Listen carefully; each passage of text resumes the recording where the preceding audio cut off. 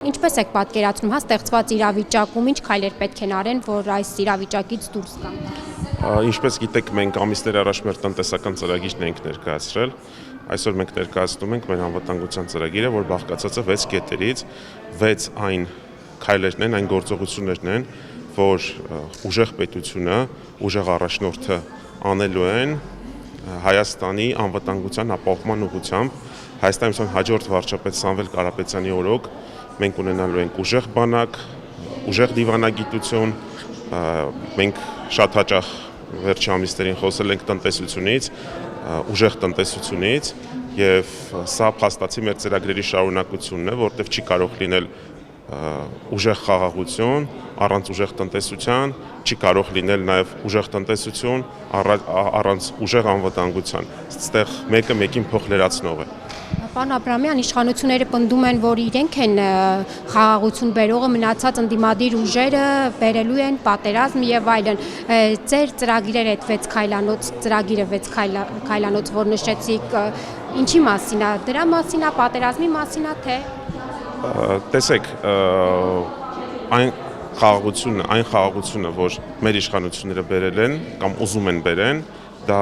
թույլ, ոչինչով չերաշխավորված կարճաժամկետ խաղաղություն է։ Մենք առաջարկում ենք ուժեղ, մնայուն, երկարաժամկետ խաղաղություն։ Այդ խաղաղությունը բերելու է Հայաստանի հաջորդ վարչապետ Սամվել Կարապետյանը։ Իմ մեջքի հետևում կարող եք տեսնել այն 6 քայլերը, որոնք որ մենք ներկայացրել ենք, այսինքն բնականաբար մենք ջանք չենք խնայելու, ուժեղ առաջնորդը ամեն ինչ անելու է օգտագործելով իր անցած ճանապարհը, իր գիտելիքները, իր կապերը Հայաստանում օր առաջ խաղաղություն բերելու համար, սակայն պետք է նաև ներքին քայլեր, որոնք որ ներկայացված են, մենք պետք է ունենանք ուժեղ բանակ, ուժեղ պաշտպանական գիծ եւ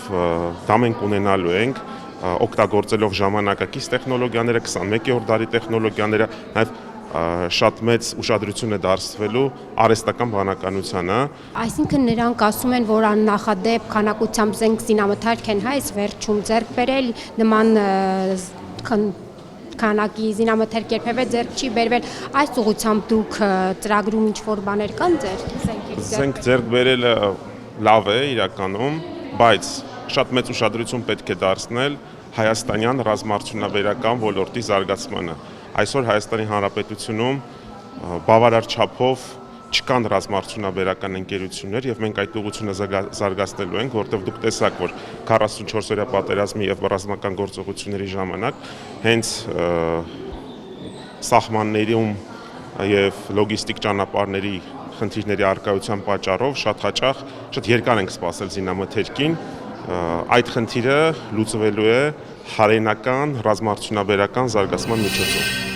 Բաժանորդագրվեք Արմատ մեդիայի ալիքներին YouTube-ում, Facebook-ում, Instagram-ում եւ Telegram-ում։